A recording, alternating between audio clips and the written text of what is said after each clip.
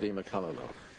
From Ida Concorla, and first of all, Concorla, I'd like to welcome members of the Irish Deaf Society who are in the gallery here today, and also commend yourself, Concorla, for arranging for a sign language interpreter to be available in the Dáil today for them.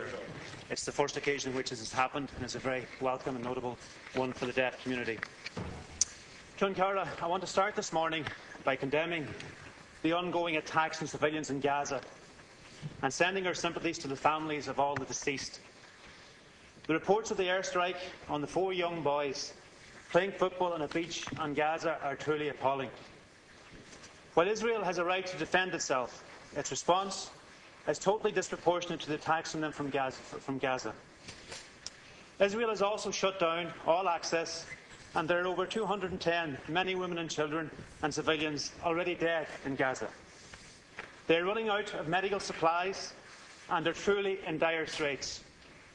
While the 5-hour ceasefire is welcome, it is too little. The government should invite the Israeli ambassador in immediately to express our concerns in a clear and forthright manner.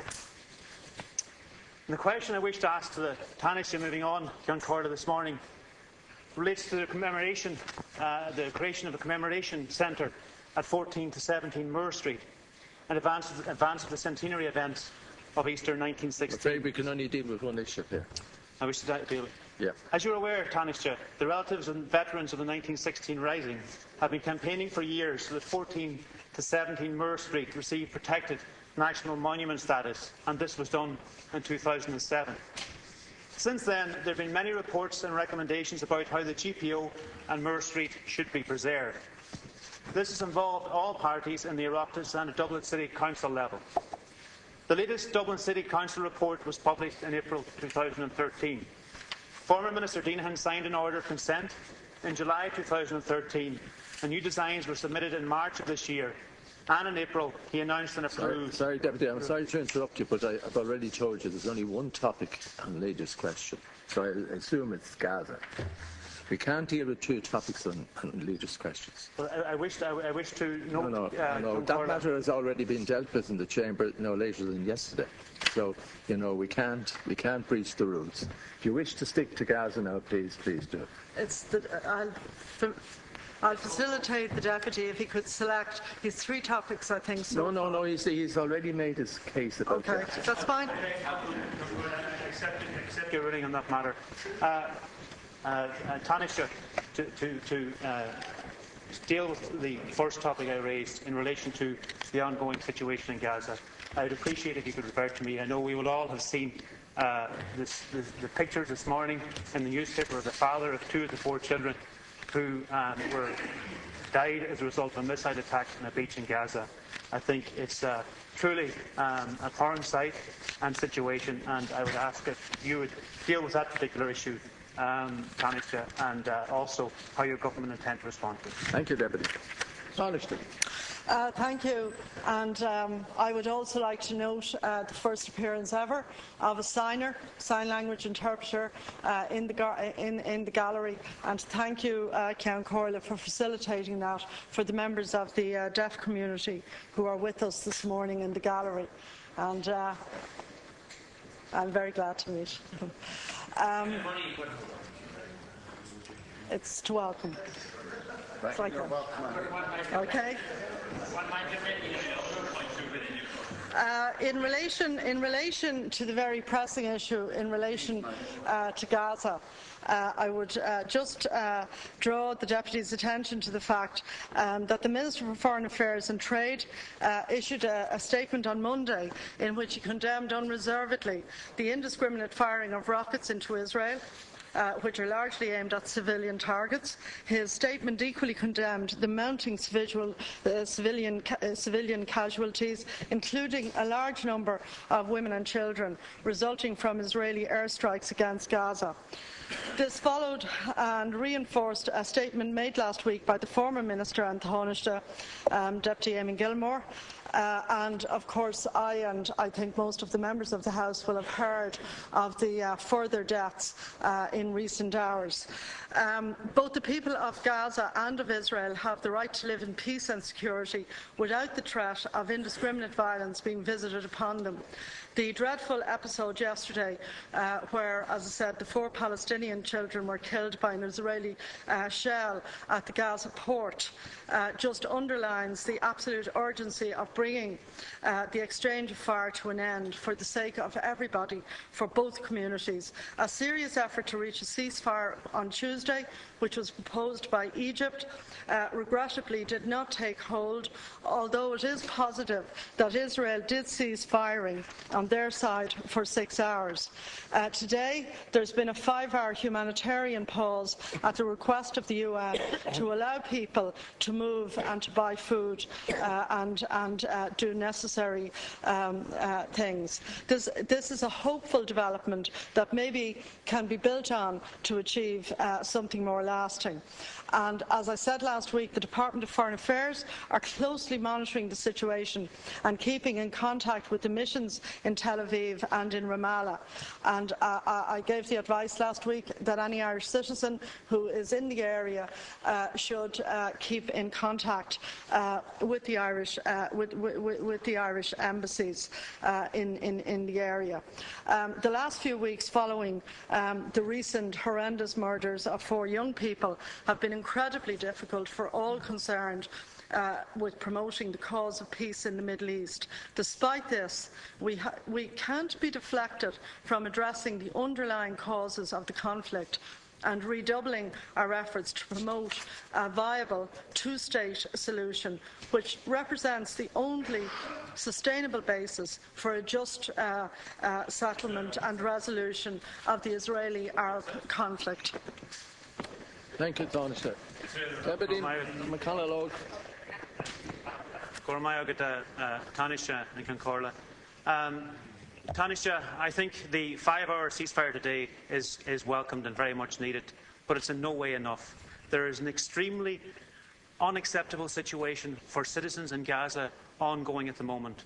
They can't get access to essential medicines. There is restrictions on anything coming in apart from the 5 hours this morning. And while the government issuing statements in the last few days in relation to your position on this matter is welcome and necessary, I also believe it's important you actually do meet with the Israeli ambassador to actually outline the government's position in relation to this. We may be a small country, Taoiseach, but we do, like every other country, have a lot to offer in relation to our view in this and doing our bit to try and bring to a situation and a resolution to the situation we find here, and particularly some relief to those in Gaza at the moment who are suffering from very disproportionate actions and attacks and missile attacks from the Israeli government, which we all see and witness in our homes this morning from the pictures being relayed back in terms of what those in the Gaza Strip are experiencing on a daily basis at the moment. So my question to you, Taoiseach, is will you now agree to meet with the Israeli ambassador immediately in order to relay the government's views in relation to this? Thank you. Yeah, first of all, I think the important thing here, and I agree with Deputy McConnell, is to, in fact, seek to extend the ceasefire. It has got off to a very shaky start for a very limited period yesterday. There's a further period, as I said today. If that could actually be extended to actually stop the actual armed conflict, that in fact would be a very significant achievement. In relation to the Minister for Foreign Affairs, he has absolutely no difficulty in meeting with the Israeli ambassador and making arrangements to meet him. In addition, the Foreign Affairs ministers of the European Union are going to be discussing the issue just immediately after the weekend. Now, I think what is important here is that every effort should be used by all of the countries which have relations and diplomatic relationships with both the Israelis and with Palestine. I think that that's very important because at the end of the day, the attempt at the ceasefire, which is being brokered by Egypt and assisted by the UN, that is the most important way of ending the bloodshed and the dreadful deaths, particularly particularly that we've seen of young children and young people. And also, I think all of us know that the living conditions in the area are very difficult.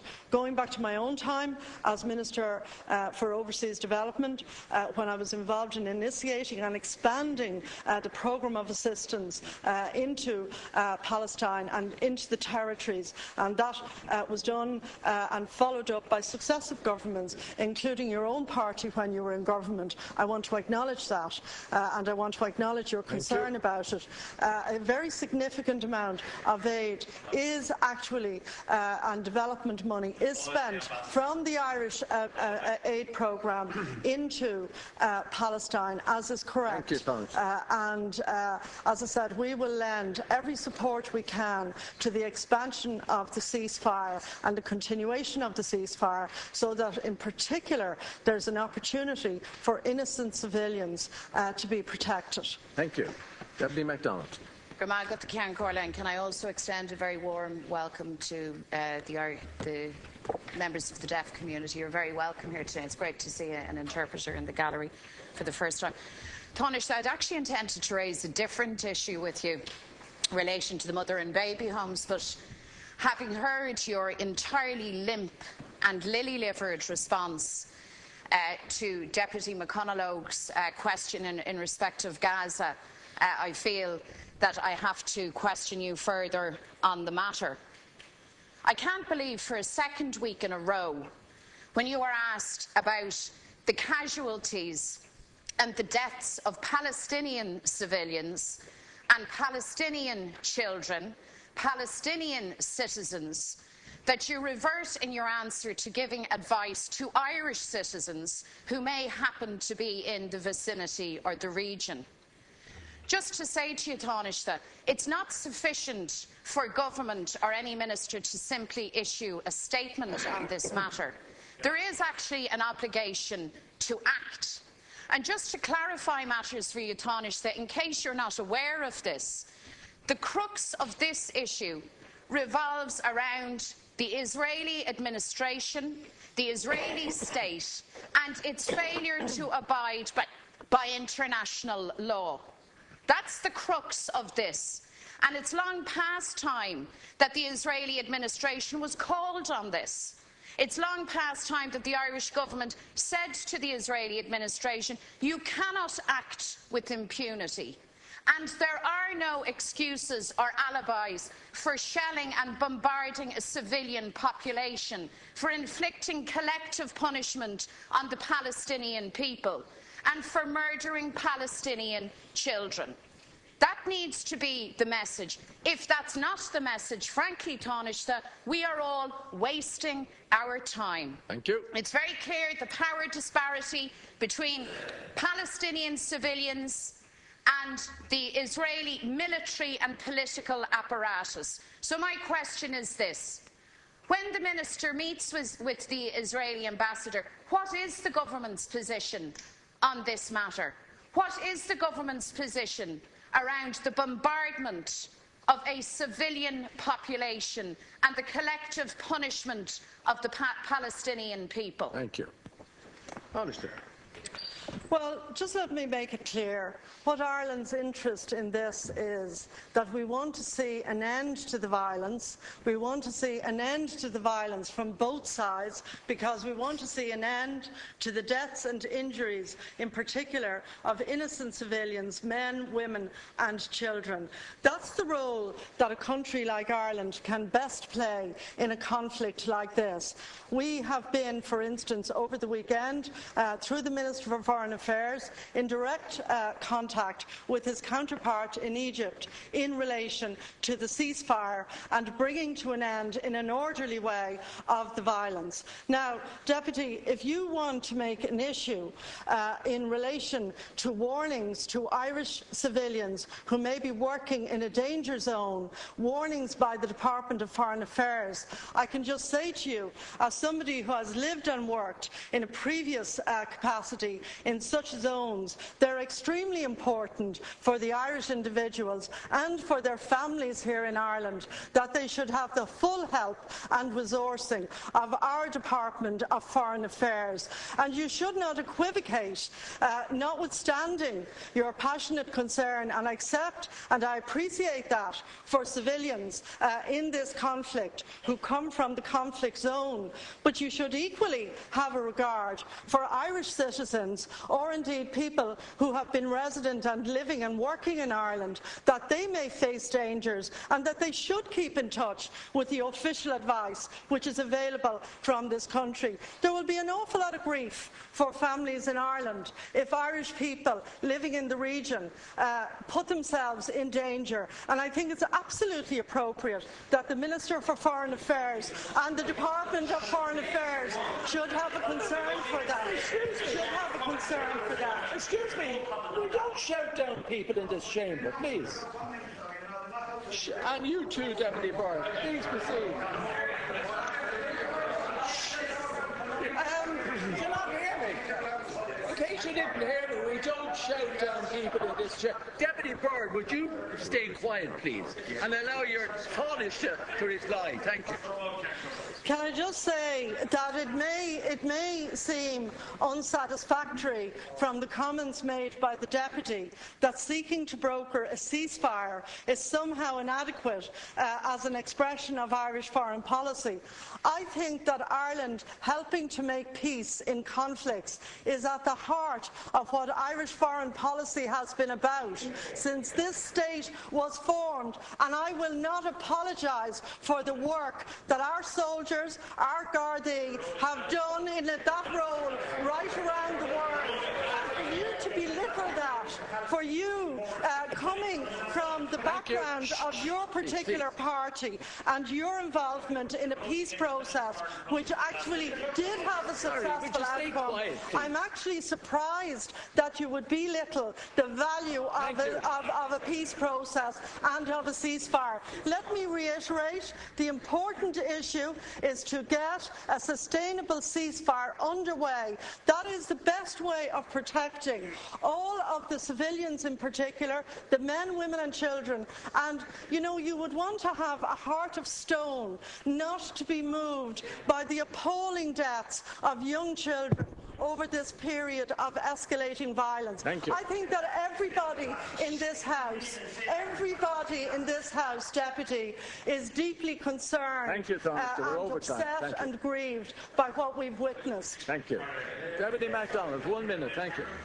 Sorry, Minister, I don't question for a second the right or the responsibility of government to give sound advice to Irish citizens. But what I am questioning very clearly is your sense of priority or perspective on this issue. This is the second week in a row that I have raised this issue, and on both occasions your priority message was to Irish citizens. Now, as noble as that may be, can I suggest to you that there is a more burning issue here? You talk about civilian deaths. Which civilians, Taoiseach? When you return to your feet, can you spell out for the Dáil, for the Chamber, who precisely has died in this bombardment? Can you spell out for the Dáil the balance of suffering and bloodshed where it lays? And can you set out very clearly that there is no equivalence between the two, a civilian Palestinian population and the Israeli military apparatus? Can you at least do that? And can you also understand this, that in that very move to broker a permanent ceasefire and even a just conclusion of this conflict, Ireland's interests in pursuing that are not well served by dodging the core issues or by letting the Israelis off the hook? So if you're not prepared to say it, I am prepared to say it on my own behalf and on behalf of every other Irish person who believes in peace, who believes in justice in the Middle East, that the behaviour of Israel in targeting, bombarding and killing Palestinian civilians is repulsive and reprehensible to us. There is no excuse. Thank you. We're over time. Thank you. wish you would take your cue from the Irish people, the people who over recent days have been out in their hundreds and thousands in solidarity with the people of Gaza. They've made their decision. Deputy, thank you. I only wish that the Irish government would share that clarity of thought. Well, all I can say is that peace and winning peace and sustaining peace is a serious process. And what we Yes, really, actually, it is a serious process. In fact, you frequently come in here, as do other members of your party, and I understand travel around the world to explain to other people how important building a sustainable peace is. I've heard almost all of the members of your parliamentary party at different times speak movingly about that. Just let's cut to the important point. The important point is that yesterday, brokered by the Egyptians, there was a short and not long enough cessation of hostilities. Today, we have another cessation underway for a limited number of hours. I put it to you that in making and creating peace, the first and the most important step is actually to extend that ceasefire and, in fact, to make it permanent. That's the first role of people who want to make peace and who want to actually preserve life and to protect the civilians who are being caught up in the conflict. That is the role of Irish foreign policy in relation to this, as it has been down the decades, that we are a country which is very proud of our work and our deserved reputation in relation to peacemaking. Thank you, Senator. Deputy Catherine Murphy. Deputy Catherine Murphy, your leader, please. Show respect to your leader, will you? Thank you. Firstly, Carla, I also would like to extend a warm welcome to the deaf community and your own initiative in facilitating the signing of the deliberations today. And I expect it's pretty difficult to sign all the heckling, but I imagine they're doing very well. Tánaiste, this week's damning review of our human rights practices by the United Nations Human Rights Committee makes for very grim reading, but it's hardly surprising. Our failure in regard to the Magdalene laundry survivors, the symphysiotomy survivors, those who spent time in mother and baby homes, those who were victims of clerical child abuse, are all shameful. However, we stand to repeat the mistakes of the past if we don't act now to address the grossly discriminatory laws in relation to abortion. Tánaiste, the United Nations Committee confirmed that we're in breach of the Covenant on Civil and Political Rights by denying women the option to avail of abortion in certain circumstances, including rape, incest, fatal fetal abnormalities, and in situations where a woman's life or where a woman's health is in danger. I would argue that not only are we in breach of the Covenant, we're also in breach of basic humanity in denying women a woman who has been raped or who has been a victim of incest or who has to endure carrying to full term a pregnancy where there is no prospect of the delivery of a live baby, denying them the right to an abortion. What I found profoundly chilling were the remarks of the Principal Officer of the Department of Health, who told the UN Committee that denying these women the right to abortion was, and I quote, the will of the people. I question what people. The Eighth Amendment was inserted into the Constitution over 30 years ago, and attitudes have changed, and they have been polled in recent times, and there's significant changes. The Labour Party has been and is a socially progressive party. You, Tánaiste, are not only the leader of that party, but you're deputy leader of this country, and you're also a woman. You're one of the few women who are in a decision-making role in this government. So my question is, Tánaiste, are you going to use that powerful position to bring about change in relation to this? And if you are, how are you going to do that? Thank you. Tánaiste. Thank you, Deputy.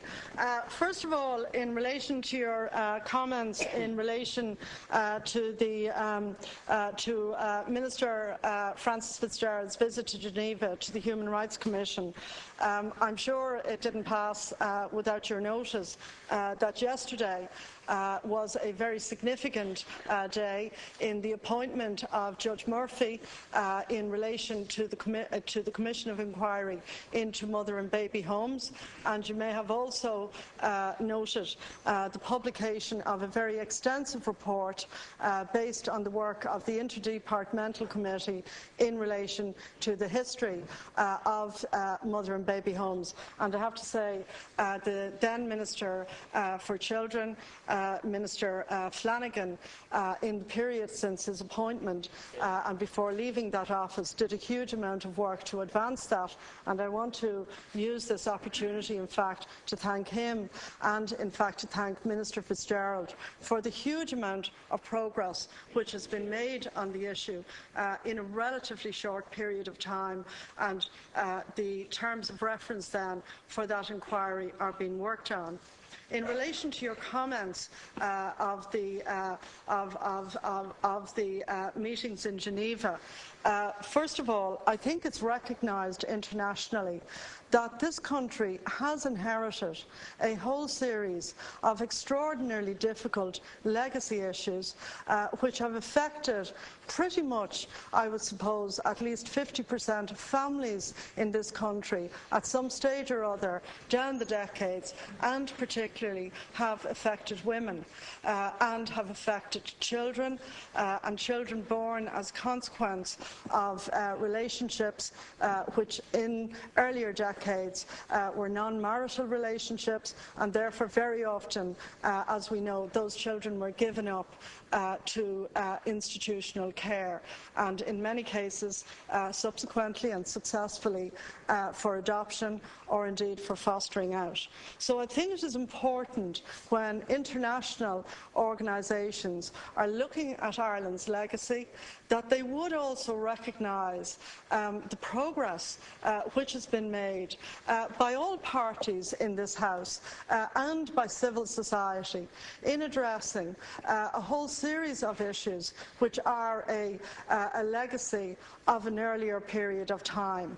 And I've been very proud to be a member of a government which is currently implementing a redress scheme for the women who are in Magdalen laundries, and I can tell you from the point of view of my own department, which is involved very significantly in providing the payments and the income supports to the women who are in that situation, that is proceeding apace and is very satisfactory. In relation to the second point that you made, in relation to the issues arising around fetal abnormalities, you'll know that some time ago this government legislated successfully in relation to the X case, and that now is reflected in our legislation, and again is an issue that the government and both parties in the government have dealt with.